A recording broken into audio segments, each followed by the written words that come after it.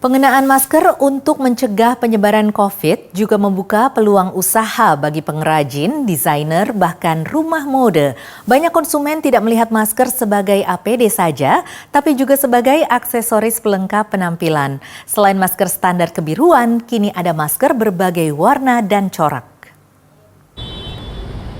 Warga kawasan Harlem di kota New York ini ingin tampil beda. Sambil melindungi diri dan sesama dari virus corona, ia memberi sentuhan negara asalnya, Pantai Gading di Afrika Barat, ke masker yang dikenakannya. Good thing about it is like it represents my culture. It represents Africa, and I'm from Africa originally. So it was the right way for me to make a statement.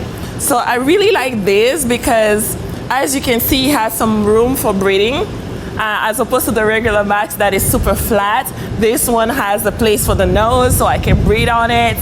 Not only that, I like the color because it fits a lot with my clothes. I'm pretty neutral, so most of my outfit will look perfect with this. Ia membeli masker dari seorang perancang busana lokal yang sering menggunakan tekstil dari Afrika. Masker-masker ini membuat Melissa bisa memadukan antara pakaian yang dikenakan dengan masker khas Afrika koleksinya. I really like to look well presented. I like to look chic. And mostly when I first saw the mask at the beginning, it was all blue. It was looking like medical mask. And I didn't think that it looked well with my outfits.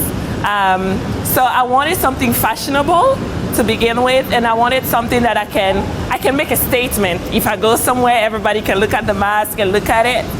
Merespons pandemi dan anjuran serta aturan pengenaan masker di luar rumah, sejumlah desainer memang beralih dari pembuatan pakaian ke masker, menggunakan tekstil dengan berbagai warna dan pola. The factories and designers were very quick to jump on the bandwagon. There were people in factories who had no work to do, and now they do because of masks. So they quickly converted their factories to producing them.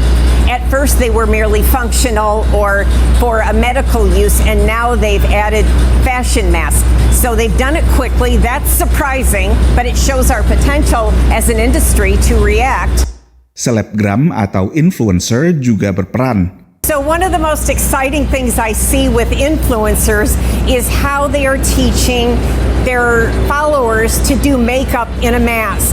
And they will show these dramatic makeovers from the nose up to the forehead on how one can look different each day. And once again, this is all about self-expression. And so it's an opportunity with the mask and the makeup to create a different look virtually every day. Sebagian desainer juga sekaligus menggalang dana amal. Tory Burch misalnya, menjual 5 masker seharga $35, yang $10 disalurkan ke lembaga amal. Penjualan masker diperkirakan terus meningkat, antara lain karena masker bukan hanya alat pelindung diri, tapi juga bisa menjadi aksesoris yang diserasikan dengan aksesoris lain, seperti misalnya dasi. Dan menurut lembaga riset pasar, Ariston Advisory and Intelligence, penjualannya bisa melampaui $170 juta pada 2025. Dari Washington DC, saya Nova Purwadi dan tim VOA.